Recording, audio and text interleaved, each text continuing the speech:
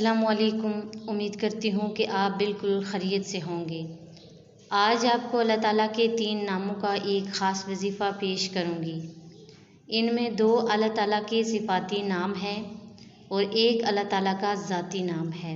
वजीफ़ा करने का तरीका अच्छी तरह ज़हन नशीन कर लें। आपने नमाज फ़जर के बाद यानी सुबह के वक्त इन नामों की तस्बीह करनी है। रात को ईशा की नमाज के बाद भी पूरी रात आपके पास है। पूरी रात में जब भी आपको वक्त मिले, पूरी रात आपने एक तस्बीह इन नामों की पढ़नी है। लेकिन आपने जब इस अमल को करना है, इस वजीफ़े को जब आपने करना है तो पूरे यकीन के साथ करना है। अगर आप यकीन के साथ नहीं करेंगे, दिल से नहीं करेंगे, तो इस वजीफ़े को करने का कोई फ़ायदा नहीं होगा। अगर आपका यकीन पुख्ता हो जाए, फिर आप इस वजीफ़े के फ़ायदे उठा सकते हैं और आप कामयाब हो सकते हैं और इसके फ़वाइद को आप अपनी आँखों से देखोगे। अगर यकीन में कमज़ोरी हो गई हो तो फिर वजीफ़ा करने की कोई ज़रूरत नहीं है, क्योंकि आपको किसी किस्म का कोई भी फ़ायदा नहीं होने वाला है। तो चलते हैं आज के वजीफ़े की तरफ। वजीफ़ा शुरू करने से पहले आपसे गुजारिश है कि अगर आप मेरे चैनल पर नए हैं तो चैनल को सब्सक्राइब कर दें और वीडियो को लाइक कर दें। साथ में लगे बेल आइकन को भी प्रेस कर दें ताकि आपको हमारी हर नई आने वाली वीडियो का नोटिफिकेशन मिल सके। तो आज का वजीफ़ा है कि आपने नमाज फ़जर अदा करने के बाद उसी जगह बैठकर ये अमल करना है।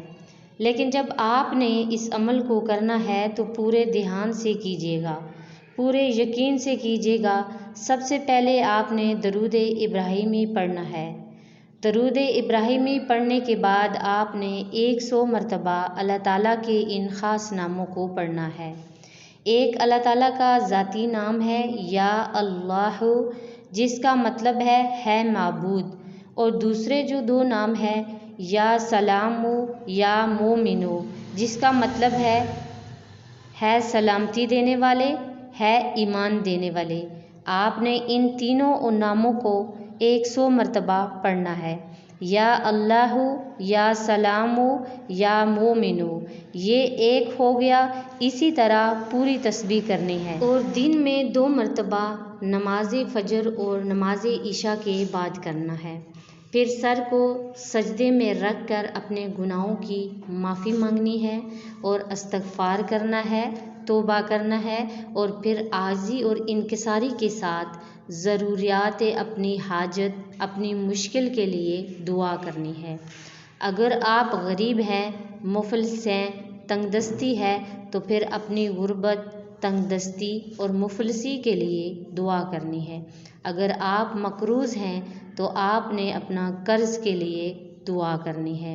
अगर आपके बच्चों की शादी में से किसी किस्म की रुकावट है तो इसके लिए आपने दुआ करनी है। इंशाअल्लाह ताला इस अमल की बरकत से और अपने फ़ज़ल से आपकी दुआ को ज़रूर कबूल फरमाएंगे। आपने इस अमल को तरीक़ाकार जो बताया है उसी तरीके के साथ करना है।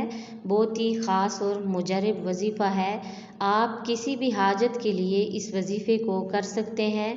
गुर्बत के लिए, मुफलिसी के लिए, तंगदस्ती के लिए, कोई बीमार है उसके लिए, कर्ज़ के लिए, कोई भी आपकी हाजत है उस हाजत के लिए आप इसी तरीके के साथ इस वजीफ़े को कर सकते हैं।